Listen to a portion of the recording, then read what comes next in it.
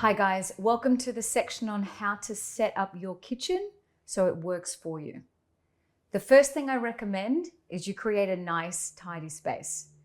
Get yourself a chucks and put some water on it, and that way you can actually just wipe and clean as you go. Chopping boards and anything countertop. Second thing is empty out your dishwasher. I know it sucks, but it makes the whole flow just a lot nicer because you can wash as you go. In your sink, put some water with some soap in there so that you can just give it a rinse and throw it away. That way you can just tidy up and you don't have a marathon of things to do after you finish. In terms of actually prepping, get yourself a tea towel, dry, put a little bit of water on it and put that under your chopping board.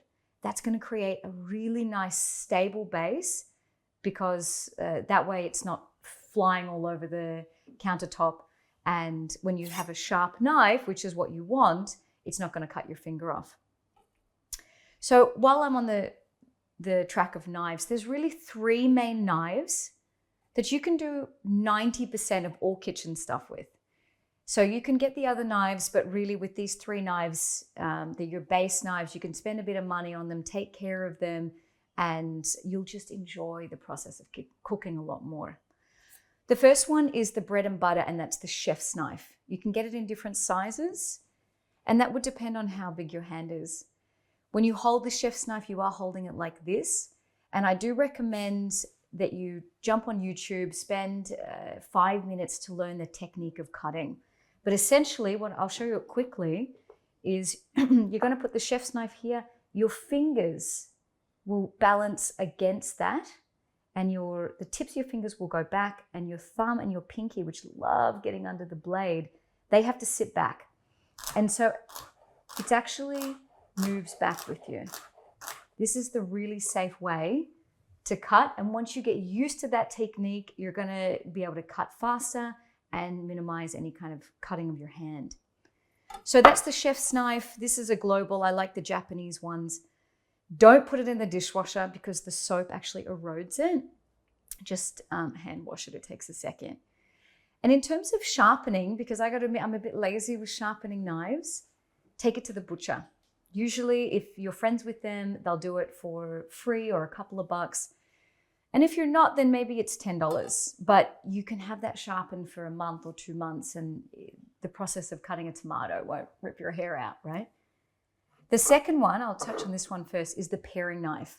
So this is a smaller knife. It's for smaller jobs like garlic and things that are little, because this one can be a bit tricky.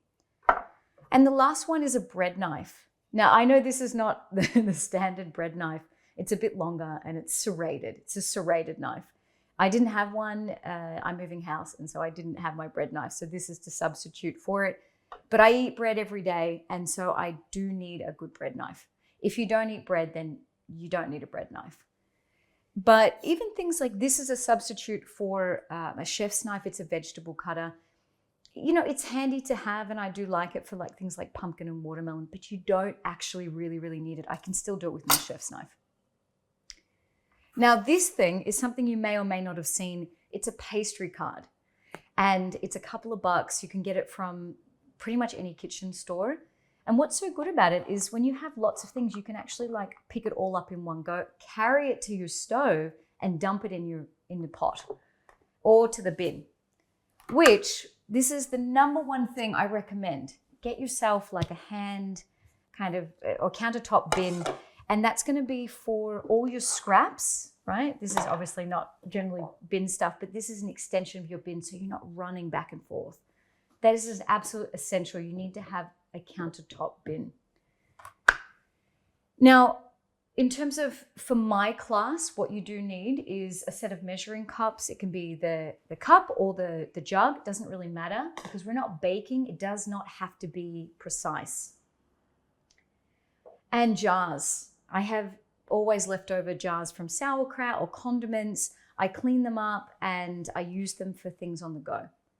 So that can be dressings, it can be salads, they're a little bit bigger, and I use them to make stuff. So rather than measure, I usually work in ratios, which I'll talk about soon in the cooking class, and I pour directly into the jar and shake it. So get some some different jars, large jars, small jars. They'll come in handy. You'll need a box grater for sure.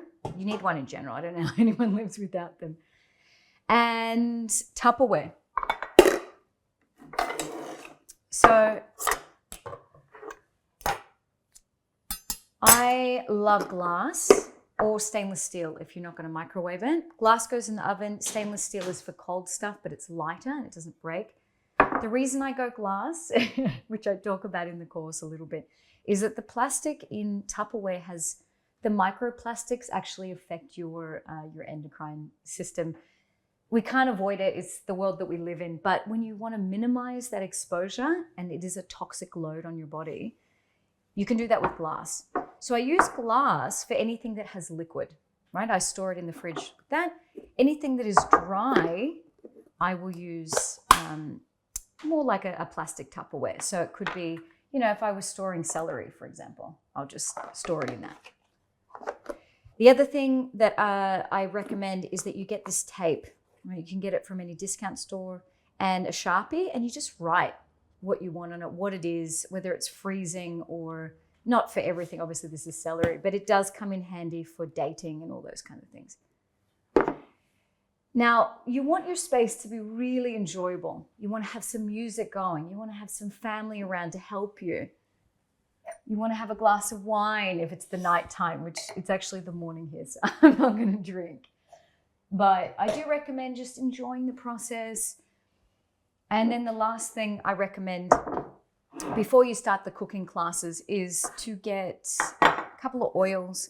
If this is vegan friendly, but this is an unrefined cold pressed coconut oil, and you don't have to get the organic one if you don't want, but it's good for high temperature cooking. So I cook with this. The unrefined is, or the virgin, this is extra virgin. Get the virgin if you don't like so much of a coconut flavor. And the last thing is get 4 liters of extra virgin olive oil. This stuff is in everything that I cook pretty much. It's not breakfast. And I do recommend extra virgin. And you can get it in different flavor profiles. So they're your main staples for when you're cooking in the kitchen and what you'll need for these cooking classes.